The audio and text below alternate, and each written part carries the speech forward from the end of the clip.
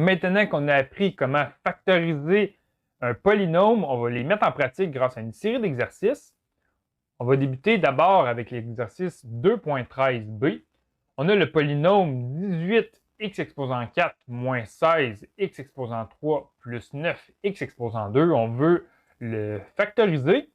La première chose qu'on va faire, on va voir si on peut faire la mise en évidence. Donc, on va regarder s'il y a des facteurs communs qu'on retrouve dans chacun des termes. Donc, premièrement, on va regarder au niveau du coefficient. Est-ce que les coefficients, est-ce qu'on a un facteur commun au niveau des coefficients? On a 18, 6, en fait 18, moins 6 et 9. Si on regarde par exemple moins 6, le nombre 6, il est commun à 18 et à 6, mais il n'est pas commun à 9. Par contre, chacun des coefficients ici sont divisibles par 3, donc on peut mettre en évidence le nombre 3. Donc, c'est ce qu'on va faire, on va mettre le nombre en évidence, on va mettre le coefficient 3 en évidence. Et maintenant, au niveau de la variable, la partie variable, on a x exposant 4, on a x exposant 3 et on a x exposant 2. Donc, on retrouve une certaine portion de x dans ces parties variables-là et on retrouve x exposant 2. On va prendre le plus petit degré, x exposant 2. Donc, dans x exposant 4, on retrouve entre autres x exposant 2. Dans x exposant 3, on retrouve entre autres x exposant 2. Donc, on va mettre également x exposant 2 en évidence. Donc, pour chacun des termes, on va diviser par 3x exposant 2. Donc, on va avoir 18 x exposant 4 divisé par 3x exposant 2, moins 6 x exposant 3 divisé par 3x exposant 2, plus 9 x exposant 2 divisé par 3x exposant 2. Et quand on simplifie ça, on va avoir 3x exposant 2 multiplié par 18x exposant 4 divisé par 3x exposant 2. Ce qu'on va faire avec les coefficients, on va les diviser. Donc, 18 divisé par 3, on obtient 6.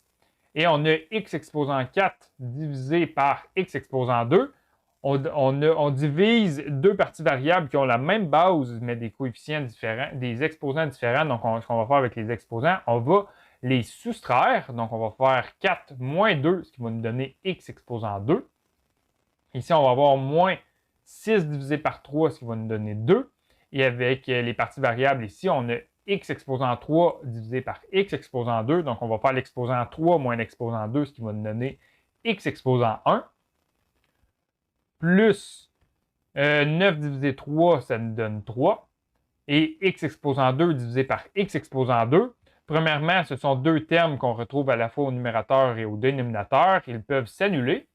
Et sinon, ce qu'on peut faire, c'est soustraire les exposants. Donc, 2 moins 2, ça nous donne x exposant 0. X exposant 0, c'est égal à 1.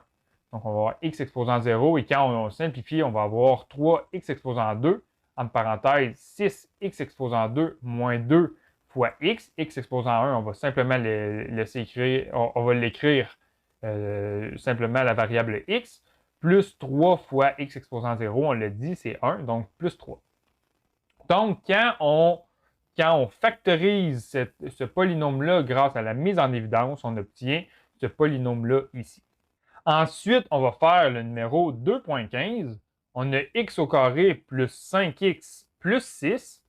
On regarde s'il y a un facteur commun à chacun des termes, premièrement. On n'a aucun facteur commun. Ici, on ne peut pas mettre la variable x en évidence, on ne peut pas mettre la constante 6 ou n'importe quelle constante en évidence. Donc, on ne peut pas faire de mise en évidence. Donc, quand on va sur notre feuille de mémoire ici, si on ne peut pas faire la mise en évidence, on va regarder si on peut utiliser les produits remarquables. Donc, on va regarder ici si notre polynôme est exprimé sous l'une de ces formes-là. Et même si on regarde chacune des formes, on s'aperçoit qu'on n'est pas en mesure d'appliquer les produits remarquables pour notre polynôme ici. Donc, ensuite, ce qu'on va faire, on va regarder, voir si on peut utiliser la méthode par inspection. Donc, la méthode par inspection, on regarde, est-ce qu'on a un polynôme exprimé sous x au carré plus bx plus c? On regarde ici x au carré plus bx plus c. Donc, on a un b qui est égal à 5 et on a un c qui est égal à 6. Donc, ce qu'on peut faire, on peut débuter par trouver deux nombres m et n tels que si on les multiplie, ça nous donne 6. Donc, on va se faire un tableau ici, m et n.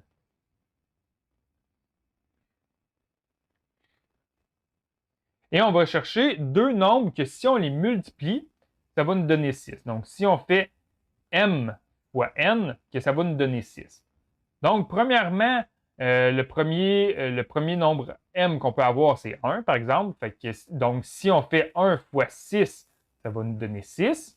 On peut faire également 2 fois 3. Donc, si on fait 2 fois 3, ça va nous donner 6.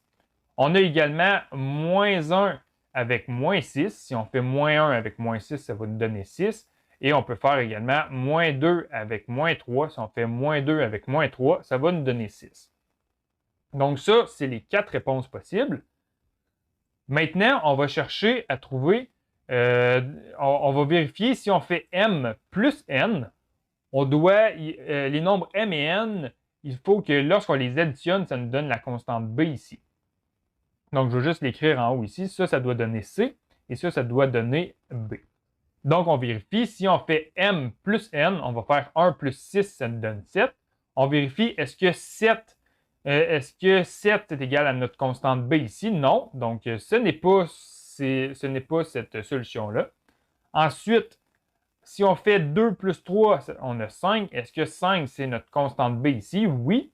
Donc ici, on a notre réponse là et on peut faire les autres par vérification. Si on fait moins 1, moins 6, on va obtenir moins 7. Ce n'est pas le cas. Ce n'est pas notre solution. Si on fait moins 2, moins 3, on va obtenir moins 5. Donc, ce n'est pas le résultat non plus. Donc, par inspection, lorsqu'on factorise, on va obtenir x plus m. Donc, on va obtenir x plus 2 multiplié par x plus n, donc x plus 3. Donc, lorsqu'on factorise ce polynôme-là, on obtient l'expression algébrique x plus 2 entre parenthèses multiplié par entre parenthèses x plus 3. On va faire ensuite le numéro 2.16a. En 2.16a, on a 144 moins 25x au carré. On regarde premièrement, est-ce qu'on peut effectuer la mise en évidence? Est-ce qu'on a des facteurs communs à chacun des termes? Ici, on a 144, c'est un nombre pair. Donc ici, vu que c'est un nombre impair, on ne peut pas mettre 2 en évidence. Et de toute façon, 25, les seuls facteurs de 25, c'est 5. En fait, c'est 5 et 25. Et 144, ce n'est pas divisible par 5 et encore moins par 25. Et on ne peut pas non plus mettre en évidence la variable x. Donc, on ne peut pas faire de mise en évidence. Ensuite, on va regarder au niveau des produits remarquables. Est-ce que notre expression est exprimée sous l'une de ces formes-là? Et quand on regarde comme il faut, on s'aperçoit qu'on peut utiliser la différence de carré. On a dans notre expression ici 144 moins 25x carré. 144, c'est un nombre au carré. C'est la même chose qu'écrire 12 au carré. Moins et 25x au carré, c'est la même chose qu'écrire 5 fois x au carré. Donc, en utilisant cette forme-là, on peut utiliser la différence de carré.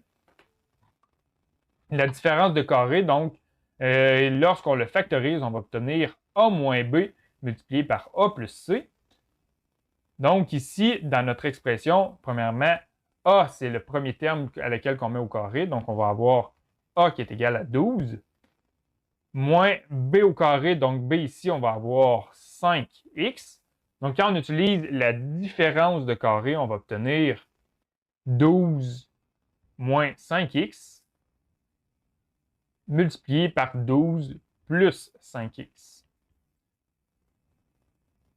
Donc, quand on utilise la différence de carré, le produit remarquable de la différence du carré, on est en mesure de factoriser cette expression algébrique-là sous cette forme-là. Ensuite, on va faire le numéro 2.20a. On regarde premièrement, est-ce qu'on peut mettre en évidence un facteur commun? On n'a aucun facteur commun. On n'a aucun facteur commun dans ce polynôme-là.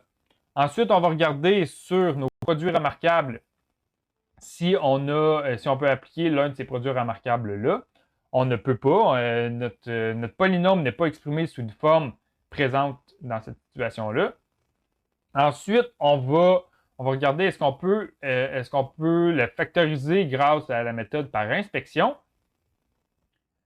Oui, on peut utiliser la méthode par inspection, mais pour nous pratiquer, on va passer à l'étape suivante pour nous pratiquer à utiliser la méthode quadratique. On va nous pratiquer à utiliser la formule quadratique. Donc, on a l'expression exprimée sous la forme ax carré plus bx plus c. Donc, quand on s'en va ici, on va avoir un a qui est égal à 1.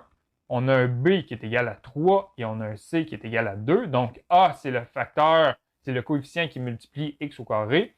B, c'est le coefficient qui multiplie 3, qui multiplie la variable x, donc c'est 3. Et notre constante à la fin, c'est on a 2. Et en utilisant l'équation quadratique, on va faire moins b plus racine carrée de b au carré moins 4ac divisé par 2a. Et on va faire la même chose en utilisant moins racine à la place. Et ça va nous donner ça va nous donner ici R1 et R2. Donc, on va calculer R1 qui est égal à moins b plus racine carrée de b carré moins 4ac divisé par 2a. Et on va voir également R2 qui est égal à moins b plus racine carrée de b carré, plus, on va avoir l'inverse, on va avoir moins racine de b carré moins 4ac divisé par 2a. Donc, en R1, on va remplacer A, B, C par nos constantes ici. On va avoir moins 3 plus racine carrée de 3 au carré moins 4 fois 1 fois 2 divisé par 2 fois 1. Et en R2, on va avoir moins 3 moins racine carrée de 3 carré moins 4 fois 1 fois 2 divisé par 2 fois 1. Donc là, quand on calcule à l'intérieur de notre racine carrée, on va voir R1 qui est égal à moins 3 plus racine carrée de 3 au carré, ce qui nous donne 9, moins 4 fois 2 fois 1, ce qui nous donne 8, divisé par 2 fois 1. Et même chose, on va avoir R2 qui est égal à moins 3, mais cette fois-ci, ce n'est pas plus racine, c'est moins racine de 9 moins 8, divisé par 2 fois 1. Donc, on va avoir la première racine, on va avoir R1 qui est égal à moins 3 plus 9 moins 8, ça nous donne 1. Donc, racine carrée de 1, ça nous donne 1. Donc, moins 3 plus 1 divisé par 2. Et en R2, on va avoir moins 3 moins 1 divisé par 2.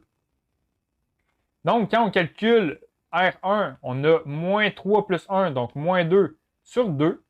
Et quand on calcule le R2, on va avoir moins 4 sur 2. Donc, R1, c'est égal à moins 1 et R2, c'est égal à moins 2. Donc, une fois qu'on a calculé R1 et R2, on va exprimer le résultat de notre polynôme sous cette forme-là. A multiplié par x moins R1 multiplié par x moins R2. Donc, on a notre constante A qui est égale à 1. Donc, ce qu'on va avoir, ça va être x moins R1, donc x moins R1, on va avoir x plus 1, multiplié par x moins R2, donc x plus 2. Donc, une fois qu'on factorise cette expression algébrique-là grâce à la méthode quadratique, on obtient cette expression algébrique-là. Et finalement, en 2.21, on a x au carré plus 10x plus 5. Est-ce qu'on peut mettre un coefficient en évidence? Est-ce que dans l'un des termes, on a un facteur commun? On n'a aucun facteur commun. Donc là, on va regarder sur la feuille de mémoire si on peut appliquer un produit remarquable. Donc, premièrement, on peut regarder voir si c'est soit un carré parfait de somme ou un carré parfait de différence. Dans notre cas ici, 25, c'est 5 au carré, donc on va avoir x au carré plus 5 fois 2 fois x. plus 5 au carré. Donc, quand on regarde sur la feuille de mémoire ici, on va avoir le carré parfait de la somme. Donc, on va avoir A qui est la variable X et on va avoir B qui est 5. Donc, on va l'écrire ici. On a A qui est égal à X et on a B qui est égal à 5. Donc, quand on utilise la propriété ici du produit remarquable du carré parfait, on va avoir A plus B au carré. Donc, on va avoir X plus 5 au carré. Donc, ça, c'est un polynôme. C'est un produit factorisé qui a déjà été démontré par les mathématiciens. Donc, si on a un polynôme exprimé sous cette forme-là, on fait simplement A plus B au carré et c'est la version factorisée de ce polynôme-là.